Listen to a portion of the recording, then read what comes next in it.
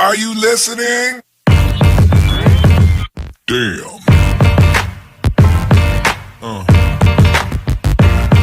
Yeah. Yeah.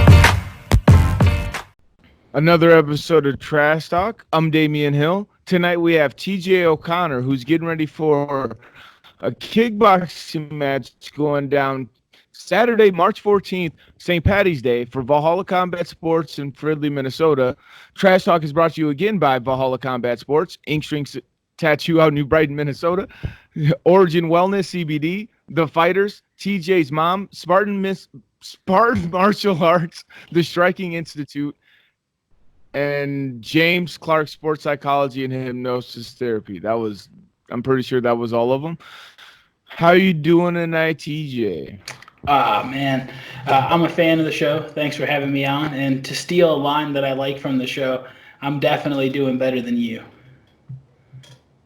I like that because that's my line. I love it. So you're obviously a fan of mine, probably one of my number one fans. I think I heard. Well, I heard that from one of your training partners. It was just through the great spread on. So anywho, what exactly do you know about your opponent, and what actually inspired you to make the return? Because this is your first fight in quite some time. Yeah.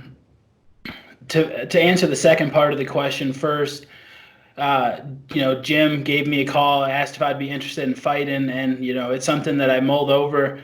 And the fact that the last time I did fight, my gal was 6 months pregnant, and I was able to go in and get a big win.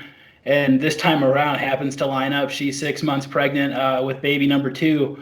So I thought the timing was ironic, and I wanted to test myself at least one more time. I feel like I always joke and say I'm old, but at the end of the day, I'm still 29. I still feel pretty good, and I feel like I move well. As for the fight itself, my opponent, Gary Spears, stepped in just a couple weeks ago. I was set to fight a completely different opponent, someone different size, different style of movement, and that fight, for lack of a better term, didn't materialize. And luckily, Gary stepped up. And Gary is a tough dude, to say the least. I got the utmost respect for Gary and his style of fighting. He's a warrior. He always brings the fight. I believe he's on a 2 or 3 fight winning streak right now in kickboxing. So it's definitely a test as well. I'm not really dipping my toes in.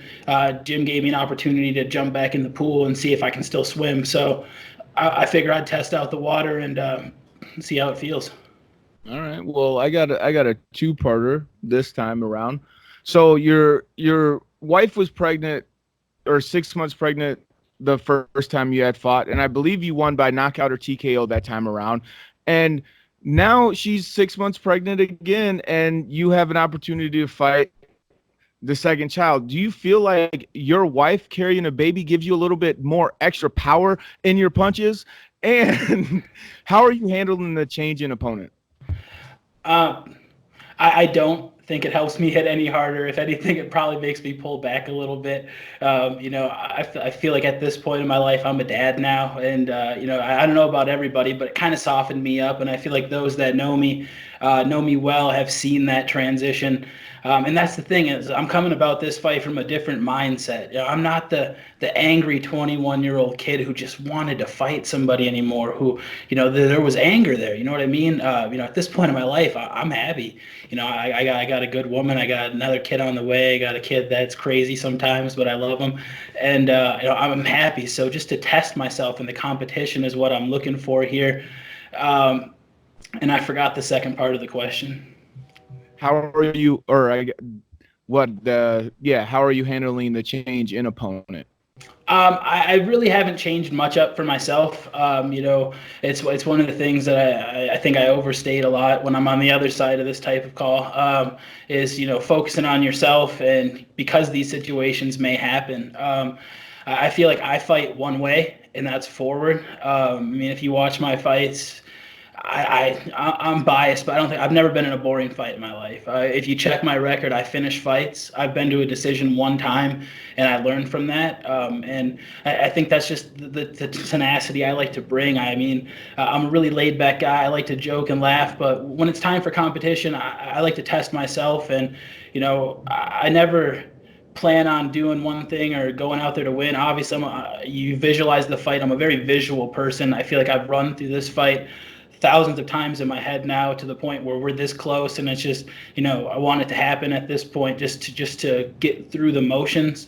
And I'm prepared for whatever the result may be. Obviously, the goal is to always come out and win, but I feel like this time around, it's just, I want that feeling again, that competition, that feeling in your gut when shit, you're like, God damn it, what did I sign up for? I want that a little bit, just because, I understand what this game is, and I get a chance to talk to the up and coming fighters, and I know the level of competition that's coming up, and so I just want to see where I'm at. Okay, well, I that was kind of drug out. I like what you said. No, that I do like what you said. You said a lot of good things, but my next question is, what you've never been in a boring fight, you claim, and you are a finisher, and those are two things that I have to agree with you. I cornered you in a lot of fights, and I've seen a lot. Well, I was there, I think, all except for one, but I seen the video, and and I kind of agree with you. What made you fucking think that you could even fight in the first place, dude? I don't know, bro. That's a truthful question. I was just a cocky kid. I got in, yeah, it's such a stupid answer, but I got into some fights when I was younger, and it was one of those things where you always hear the stories where it's like, oh, no, I was able to hit him, but I was able to not get hit a lot, and I was able to do this and do that, and and then you get older, and truthfully, it happened to be one of me and one of my best friends. Give him a quick shout out, Tim Earhart. One day we were bored, probably 20 years old, long before I joined the gym, and we just went to the local Shields and bought headgear, hand wraps, boxing gloves, and mouth guards. And me and him, just by the two of us, went into his garage and sparred. And at that time, sparring was literally going 100% until one of us started bleeding or breathing heavy, and that would be like a minute into it.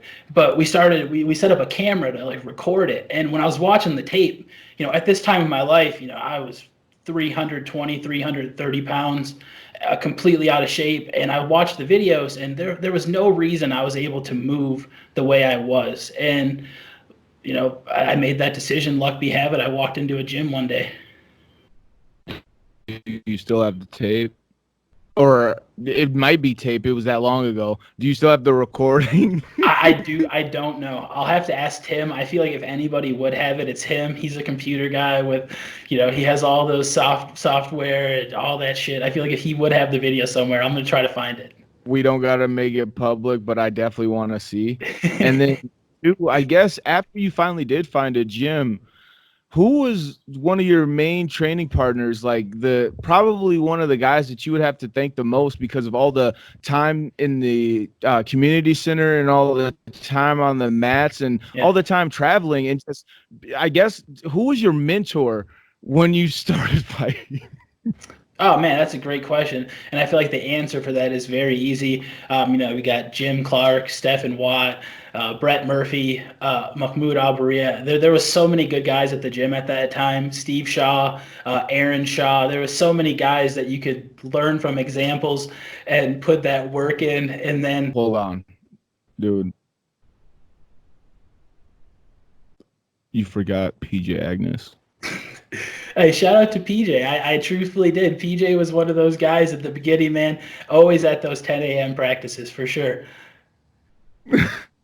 but the moral of the story was, shout out to Damian Hill, truthfully, for, like I said, cleaning my gloves, making sure my clothes were always clean for me. I mean, it was great buddy to have around. And, I was lucky to make some travel with him, corner him for some fights, and he cornered me for some fights. And to this day, I truthfully hate that guy, but I learned a lot from him. Man, well, it was great that you had a guy like that to like clean your gloves, you know, especially them being really sweaty and really disgusting from your fucking TJ sweat. You know, he probably had to spray him with disinfectant, shower twice with bleach when he got home, you know, and it was probably a really difficult task for him to do something like that for you, but it's really nice to see that you had somebody that dedicated to you, you know, and your development. Yeah. Now, now I guess before we wrap it up, you spoke about never going to or only going to a decision once and being an exciting fighter. What type of fight are you expecting from Gary, and what type of fight do you expect to put on for the fans come this St. Patty's Day? Oh man, that's such a tougher prediction to make because when things happen, things always change. One of the things I always guarantee is when the bell rings, I'm going to walk across the ring and I'm going to throw punches. I truthfully expect Gary to do the same. I see this being action packed for as long as it lasts, whether that's first round or 3 rounds. I think this is going to be a fan-friendly fight. Those are the type of fights that I thrive for.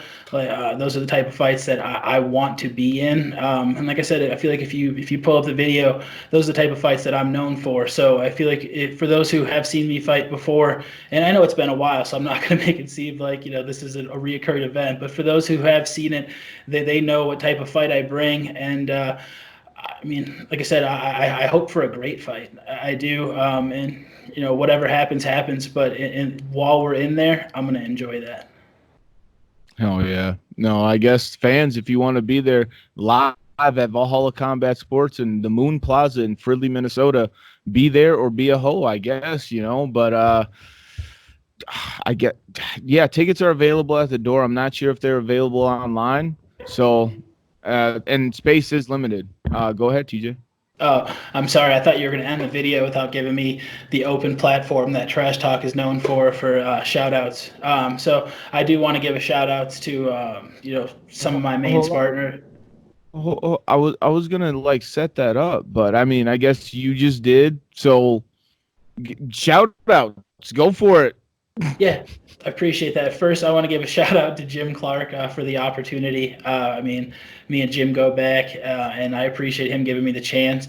I also want to give a shout out, like I said, to Gary for taking this fight. He didn't have to do it. This wasn't something that he signed up for at first. He was willing to step up on short notice and provide a show for the fans and give me that opportunity to compete, knowing that I got another kid on the way and that this is probably going to be the last one for at least a while. Shout out to all the sponsors of the show. I mean, I know this one's a little informal and I'm on the opposite side of the camera, but without them, truthfully, I mean, this dope. I want to give a shout out, cheap plug to the show that you're all watching right now, Trash Talk with Damien and TJ. And then, of course, I want to end it with giving a shout out to my gal Audrey for putting up with all of my bullshit day in, day out. It's nonsense. For those who watch the show and know my personality, she has to deal with that off camera constantly. So seriously, shout out to her for letting me make this trip and making this possible while she's pregnant. And shout out to my boy for keeping me on my toes. I mean, having a 2-year-old kind of makes you go, what? And he's not going to watch this now, but maybe he'll watch it someday and go, oh, why are you giving me a shout out? That's weird because he's a kid and he doesn't want shout outs, but shout out. Well, that was fucking perfect. Shout out to Michael, even though we're going to be boxing as soon as he turns 5. And be sure to like this video. Subscribe to Trash Talk with Damien and TJ. Do not be a hoe. We out.